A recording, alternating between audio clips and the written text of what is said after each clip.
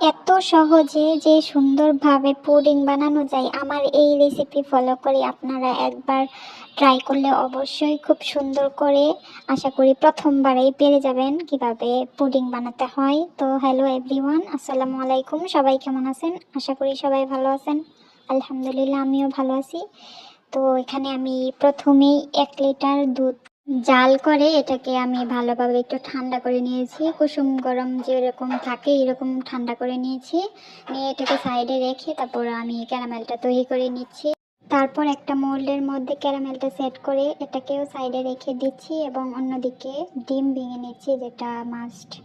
প্রথম ডিমটা দেখুন ভাঙতেই যাচ্ছিল না, এটাকে আমি জোর করে ভাঙিয়েছিলাম।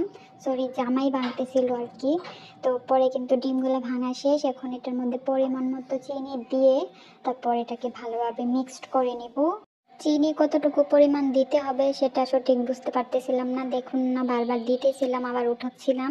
এ পর্যায়ে ডিম এবং চিনির মিশ্রণটা আমি ঠান্ডা করা দুধের মধ্যে দিয়ে এবার এটাকেও ভালোভাবে মিশিয়ে নিব। এই তো এটাকে আমি ভালোভাবে গুটাচ্ছি এবং দেখুন কালারটাও কিন্তু অন্যরকম চেঞ্জ হয়ে গেছে।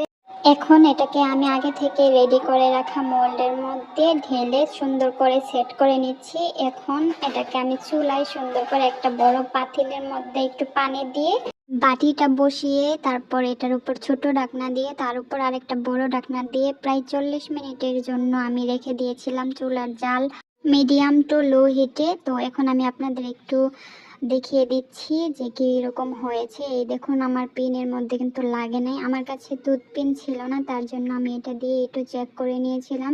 তো এটা কিন্তু নর্মাল ফ্রিজ থেকে প্রায় 12 ঘন্টা পর আমি এটাকে বের করেছি। তো আপনারা চাইলে এত সময় নাও রাখতে পারেন, আমি রাতে করেছিলাম তার জন্য সারা রাতই এটা নর্মালে ছিল। এটা সকালের ভিডিও, দেখুন অনেক সুন্দর হয়েছে কিন্তু দেখতে। তো আমি বুঝতে পারছি না এখানে কেন একটু গর্ত হয়ে গেছে, হয়তো বা এখানে আমার সেট করার সময় একটু প্রবলেম হয়েছে তার জন্য, কিন্তু খেতে এবং দেখতে সুন্দর হয়েছে।